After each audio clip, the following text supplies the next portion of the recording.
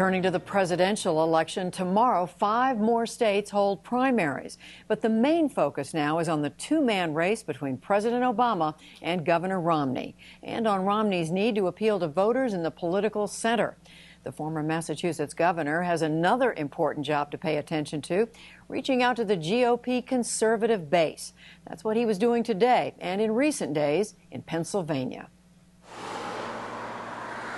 On this busy, historic stretch of road near York, Pennsylvania, where Confederate General Jeb Stuart stopped on his way to the Battle of Gettysburg, a row of yard signs advertise the politics of the family living next door to where, history has it, Stuart slept. Inside the 140-year-old yellow log house lives Lee Ann Burkholder. Electrical signals cannot jump over the synapse, thus something must be done. Homeschooling her 2 daughters, Malia and Abby. She helped found a Tea Party group in the area, serves on the Republican State Committee, and has been working hard to elect conservatives to office, including Rick Santorum. I was very disappointed that he got out of the race. I mean, so many candidates, even on a local level, are afraid to talk about the social issues, and the social issues tie into economic issues just as much as jobs and things like that.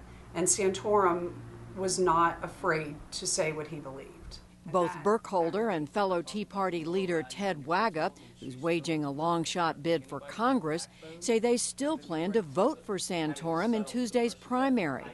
Easy, since his name remains on the ballot. Yeah, Rick Santorum. He was my candidate because he had strong moral values and principles. I believe that a lot of the issues we have in Washington, both fiscally and socially, are due to a lack of morality in Washington. We originally came to southeastern Pennsylvania, here in Lancaster County and in York County next door, because this was to be a hotly contested area in the Republican primary. Once Rick Santorum dropped out, we were curious about how Mitt Romney is seen by former Santorum supporters and the many undecided conservatives. As we discovered, this reliably red part of the state was a good place to find out. It's 64 degrees at News Radio 910 WSBA. Newt Gingrich may well be on our show tomorrow here at Somerset. Maybe he's a true conservative. Romney's not. Every morning in drive time, popular conservative hosts Gary Sutton and Jim Horn of AM radio WSBA guide their listeners through a discussion of the day's political news. We still have the vapor trail of all that going on, Jim, with the idea that Santorum was maybe the true conservative. But there's nobody there, so Romney is Romney becomes the ham sandwich vote. Some of the effort to convert conservatives to Romney is being directed by groups in Washington, about 2.5 hours south. A few anti-abortion organizations have moved quickly now that Santorum has stepped aside to endorse Romney. Marjorie Dannenfelser heads the Susan B. Anthony list. We've gotten to know him over the years since his conversion to the pro-life issue.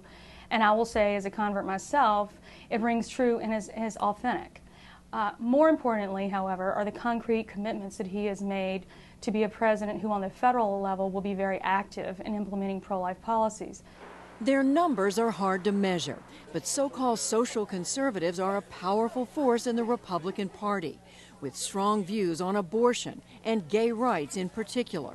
For example, this Vote 2012 Map Center shows evangelical Christians dominate parts of the Southeast, but they are a factor for the GOP across the country. Back in Pennsylvania at the Lancaster Bible College, which Santorum visited the day he left the race, we met with some young people who talk openly about trying to find a candidate to match their Christian values. None ruled out voting for Romney eventually, but as of today, they're looking at options from Ron Paul to President Obama. But right now, what I don't see with Governor Romney is enough distinctions on fiscal policy and on social policy between him and President Obama for me to feel totally comfortable coming in and giving him my support. And Roe v. Wade has been around 20 years. He didn't see any reason to try to abolish it.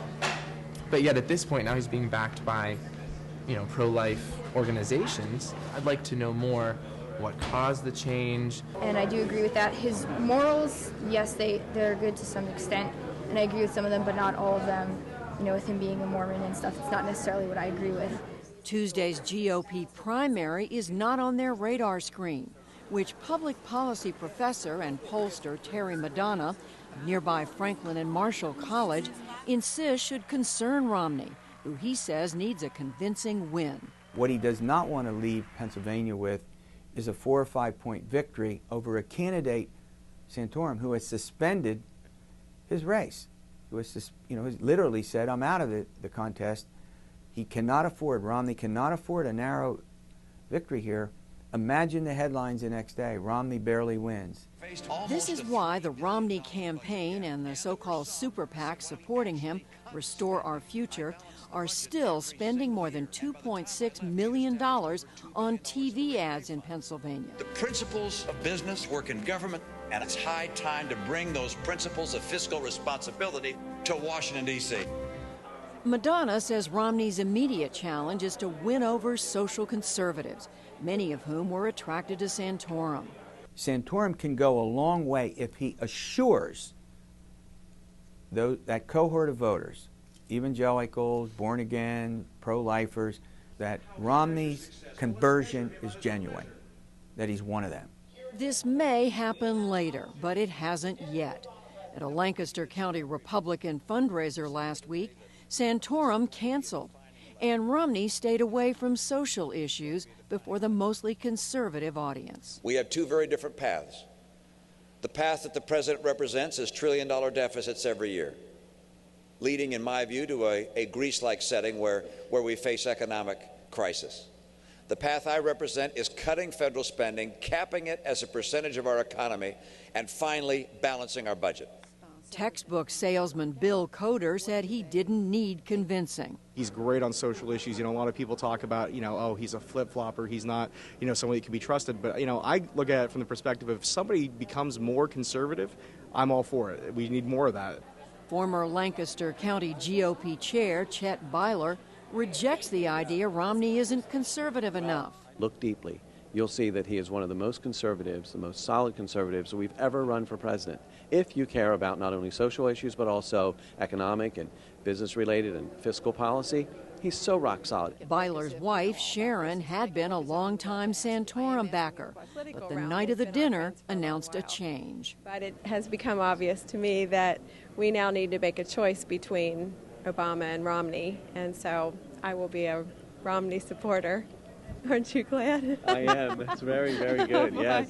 My daughters are going to. If we can win a conservative like her over, we can win any conservative over. So this is good. Duty calls, and we have a great nation, and we want to keep it that way. A couple of the Tea Party members gathered at Leanne Burkholder's say they know they'll eventually come around to Romney, but not yet with much enthusiasm. Her husband, Scott Burkholder, is also on the Republican State Committee. I think Mitt is a little squishy. He's kind of wishy-washy on a lot of things. He doesn't like to upset the apple cart, and I don't like that. I mean, I myself will work for Romney because I don't see an alternative to Obama. I mean, I just can't fathom another 4 years of President Obama. George Chaplin is also driven by opposition to the president, despite misgivings about Romney's religion. Take Romney. Now, I don't particularly care of all the baggage that he may bring along with him, as far as I'm concerned. I'm not too fond of a Mormon president, but sometimes you have to set those things aside. Allison Blue says she's prepared to go Romney if he chooses a truly conservative running mate. If Rick Santorum was the nominee, I would have gone out and hit the pavement, do signs, the whole 9 yards. For Romney, I will tell my friends, most of them will vote for him anyway. I just wouldn't be as excited, but if he would pick a conservative as his vice president, like McCain picked Palin for his vice president, that would go a long way amongst conservatives. I am a conservative. I don't consider myself a Republican. It's just the party that I have to vote in to play in the primary. But I think that people who believe the way that we do are tired of voting for the lesser of two evils. And that's how I see a vote for Romney. So he's going to have to attract social conservatives to win in November. Terry Madonna says Romney can attract them with an economy-related message. I think the way to do that is to begin to talk much more about how fiscal issues relate to social conservatives as well as other voters. Social conservatives care about jobs. For now, Romney's camp insists it is not worried about the most conservative voters, saying his views on growing business and reducing government spending will go a long way toward winning over people like Miss Burkholder.